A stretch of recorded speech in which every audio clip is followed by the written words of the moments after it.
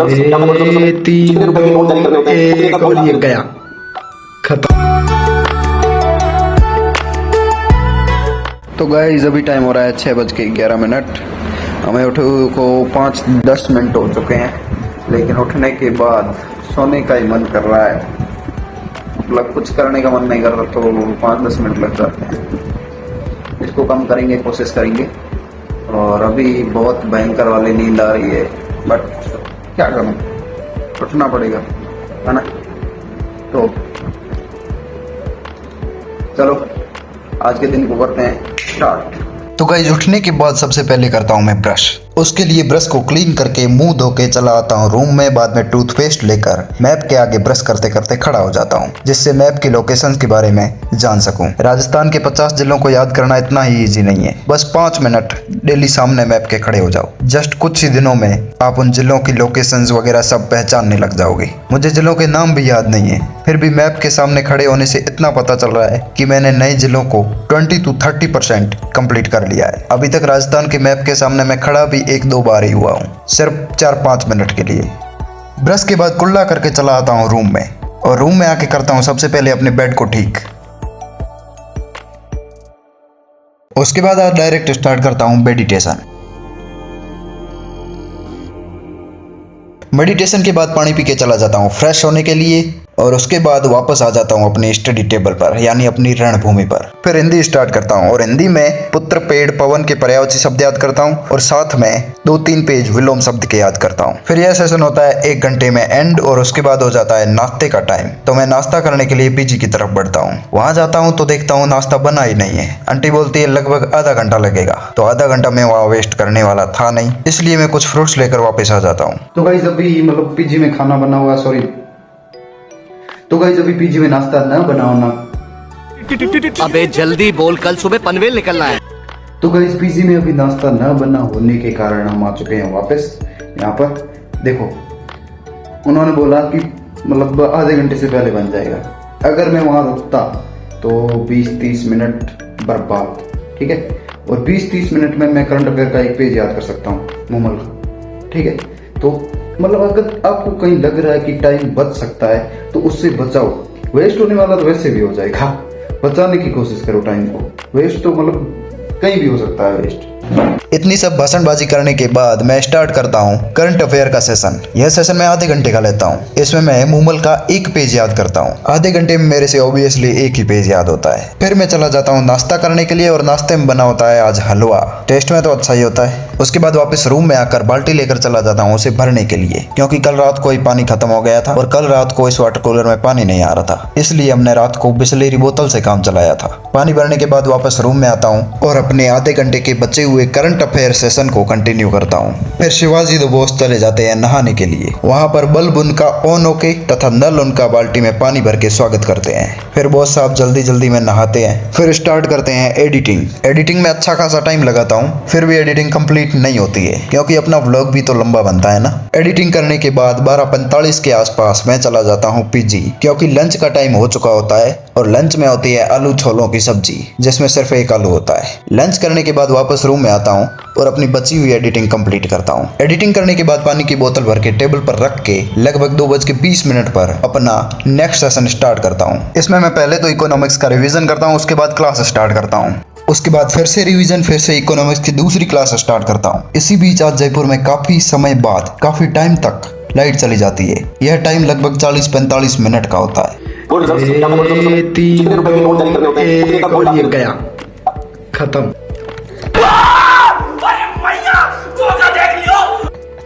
मैं ही हूँ, ठीक है। तो जयपुर में काफ़ी टाइम से मतलब इतने लंबे समय के लिए लाइट गई है, और अपनी स्टडी हुई है 4 घंटे 33 मिनट, ये आप देख सकते हैं। और अब कब आएगी लाइट पता नहीं, थोड़ा सा वेट करते हैं, उसके बाद देखते हैं, ठीक है। थोड़ा सा ब्रेक ले लेते हैं। इस ब्रेक में मैं छत पर चला जाता हूँ और इस धूप को एंजॉय करता हूँ, और साथ में म्यूजिक सुनता हूँ। मतलब इतनी मेहनत करने के बाद ब्रेक का भी अलग ही सुकून होता है यार। उसके बाद 5:26 पर लाइट आती है। मैं देखता हूँ कि टाइमर ऑन पड़ा है और टैब का चार्जिंग ही टैब से कनेक्टेड नहीं है। फिर चार्जर को कनेक्ट करके YouTube रिलेटेड थोड़ा सा काम होता है उसे करता हूँ कंप्लीट, जैसे थंबनेल एडिट करना, टाइटल टैग डिस्क्रिप्शन लगाना। जस्ट 15 मिनट का काम होता है यह। तो गाइज मैंने आपको बताया था 4 घंटे 33 मिनट की स्टडी हो चुकी है और मैं अलार्म मतलब स्टॉप वॉच को ऑफ करना भूल गया और 5:03 पर ऑफ किया, यानी आधा घंटा मतलब एक्स्ट्रा चल गई अलार्म। ठीक है, अब इसको 30 मिनट के टाइमर पर सेट करेंगे। इस टाइमर को 30 मिनट पर सेट करके 30 मिनट खत्म होने का वेट करता हूँ और जैसे ही 30 मिनट की स्टडी होती है उसके बाद मेन टाइमर को कर देता हूँ ऑन। इससे हमारी स्टडी का बैलेंस बन जाता है। तो इस प्रकार टाइमर है तो बहुत ज्यादा अच्छी चीज, लेकिन कभी कभार हम इसे ऑन ऑफ करना भूल जाते हैं। अभी तो मेरे को टाइम पता था इसलिए मैंने ऑन वापस कर लिया और बैलेंस कर लिया। अगर इस जगह टाइम नहीं पता होता फिर हम एग्जैक्टली पता नहीं कर पाते कि आज हमने कितने घंटे की पढ़ाई की। इस प्रकार यह सेशन 6 बजे से लेकर 7:51 तक चलता है। इसमें मैं इकोनॉमिक्स के आज के सारे टारगेट कंप्लीट कर देता हूँ, यानी 3 क्लास और जितना भी रिवीजन करना होता है सारा रिवीजन कर लेता हूँ पिछली क्लासेस का। अभी ये सेशन होता है एंड टाइम हो रहा है 7:52 मिनट और पढ़ाई हो चुकी है अपनी 6 घंटे 25 मिनट की। 3 घंटे और 35 मिनट की पढ़ाई अभी तक बाकी है। अब चलेंगे खाना खाने के लिए और उसके बाद वापस आके पढ़ाई को करेंगे कंटिन्यू। फिर छाछ लेने जाता हूँ तो डेयरी के पास ही मेडिकल होती है, उससे मैं अपने सर दर्द का कारण पूछ लेता हूँ। 1 घंटे से ज़्यादा पढ़ता हूँ तो एक तो इतना दर्द करता है, एक पीछे से दर्द करने लग जाता है। क्या रीज़न हो सकता है? आंखों की प्रॉब्लम बनती है क्या आपको? नहीं, आंखों नहीं, मेडिसिन नहीं देनी अभी। मेडिसिन दे रहा, ड्रॉप दे रहा हूँ, ड्रॉप क्या प्राइस होगा? आपको दर्द लगे 120 नहीं मतलब आईज प्रॉब्लम है या आईज प्रॉब्लम है, चेकअप कराना पड़ेगा। फिर छाछ लेकर चला जाता हूँ पीजी। फिर करता हूँ डिनर और डिनर में आज पता नहीं किसकी सब्जी होती है। भाई साहब क्या बोलूँ, अब इसकी तारीफ करूँ उतनी कम है। सब्जी होती है कद्दू की और उसे जैसे तैसे फिनिश करके रूम में आता हूँ और 8:35 के लगभग अगला स्लॉट स्टार्ट करता हूँ स्टडी का, जिसमें मैं राजस्थान हिस्ट्री को ले रहा हूँ।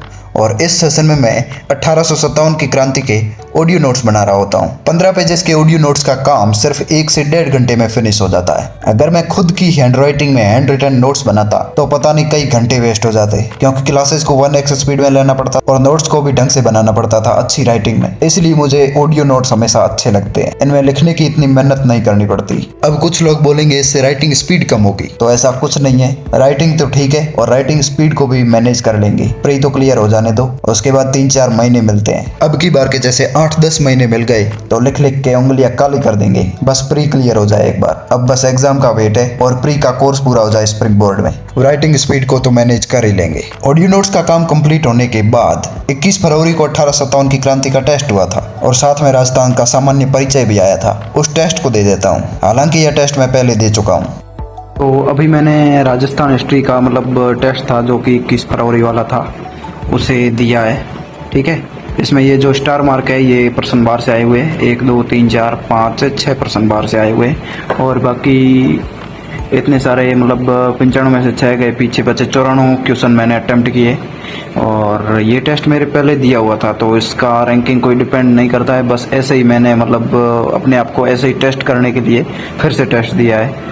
इसका मतलब रीज़न ताकि मतलब क्वेश्चन का पता लगा सके कि कैसे आते हैं। तो इसे फिनिश करते हैं और सबमिट करते हैं।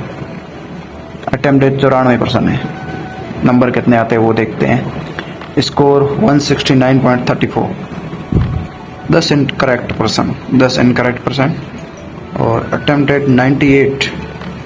अभी 94 थे, 98 अटेम्प्टेड, कैसे समझ नहीं आ रहा। 2 अनअटेम्प्टेड और करेक्ट है 88। ठीक है, 88 करेक्ट है तो अपने मतलब 5% गलत है। ये क्या सिस्टम है? ऊपर 169.34 स्कोर आ रहा है और नीचे 175.34 स्कोर। एक ये पर्सन गलत हुआ है। धौलपुर में 1857 की क्रांति के नेता कौन थे? राव रामचंद्र, हीरालाल। ए वसी मेरा आंसर है और इनका आंसर ए है, लेकिन रियल में ये रहा धौलपुर, राव रामचंद्र और हीरालाल ग्वालियर, यानी मेरा क्वेश्चन सही है। 88 की जगह 89% सही हुए अपने। इस प्रश्न का आंसर आपको आता है तो बताओ, 1857 की क्रांति के समय राजपूताना रियासत का मुख्यालय कहाँ था? कहाँ स्थित था मुख्यालय? मेरे हिसाब से अबू था, अबू में, क्योंकि 1857 की क्रांति हुई थी। 28 मई को, 28 मई के समय गर्मी होती है, गर्मी में आबू में मतलब 6 महीने की रहने की व्यवस्था की गई थी, लेकिन अपना गलत आ रहा है, आंसर आ रहा है बी, दिल्ली। दिल्ली कैसे है पता नहीं। रेजिडेंट से क्या तात्पर्य है? प्रत्येक रियासत में तैनात सैनिक अधिकारी। मेरा ये सही है, ठीक है। इन्होंने गलत सर टिक कर रखा है, इनका डी सही है। अच्छा सॉरी मैंने ही गलत किया है, मतलब मैंने गलती से डी टिक किया है। मेरी मतलब तरफ से आंसर यही था, प्रत्येक रियासत में तैनात सैनिक अधिकारी पहले पेज पर है। एक ये प्रश्न गलत हुआ है, राजस्थान की सहायक संधि की शुरुआत के समय गवर्नर जनरल कौन था? इसमें किसी का नाम ही नहीं है, ये क्वेश्चन ही गलत है। वीडियो को पॉज कीजिए और इस प्रश्न को ध्यान से पढ़िए। 1857 की क्रांति के संबंध में गलत कथन कौन से है? इसमें एरिनपुरा छावनी में ठाकुर कुशाल सिंह सेवा में ले लिया तथा चलावास युद्ध के बाद ब्रिटिश फौज को परास्त करने के बाद क्रांतिकारी दिल्ली की ओर कूच कर गए। ये 3 और 4 है, मेरे हिसाब से ये 3 और 4 सही है, ठीक है। लेकिन इन्होंने गलत किया है, इन्होंने बोला है ओनली 1% गलत है, यानी ये 28 मई को बम्बई लहर से, यानी 28 मई को तो नसीराबाद में क्रांति हुई थी, ये गलत कैसे हो सकता है? अपने कुल मिला के 90% सही है। 6 बाहर से आए थे, 1 गलत हो गया और 2 देखते हैं। कुल मिला के मतलब 2% मिल नहीं रहे, पता नहीं कहाँ बीच में रह गए होंगे। क्वेश्चंस बीच में नहीं रहे। अपना स्कोर 175.34 ही था, ऊपर थोड़ा मिसप्रिंट हो गया, पता नहीं क्या हो गया। तो ये जितने भी गलत थे, इसमें से एक ही मेरा क्वेश्चन गलत हुआ था, जो कि मेरी खुद की मतलब पढ़ने की गलती की वजह से, वो रेजिडेंट वाला, जो कि पिछली बार भी हुआ था, अब की बार भी हो गया। मतलब पता था फिर भी गलत हो गया। और बाहर से जो क्वेश्चन आए उन्हें मैंने अटेम्प्ट ही नहीं किया था। तो टेस्ट कुल मिला के ठीक गया, मतलब पुराना टेस्ट है ये, मेरी एक बार दे रखा है, तो कुछ मतलब ऐसी घमंड वाली या अभिमान वाली बात नहीं है कि यार ये टेस्ट मेरा इतना अच्छा गया, ऐसा कुछ नहीं है। मतलब नॉर्मल, हाँ ठीक है, अच्छा गया टेस्ट। उसके बाद अभी हमारी स्टडी थोड़ी बाकी होती है, इसलिए मैं राजस्थान हिस्ट्री की क्लास लगा लेता हूँ।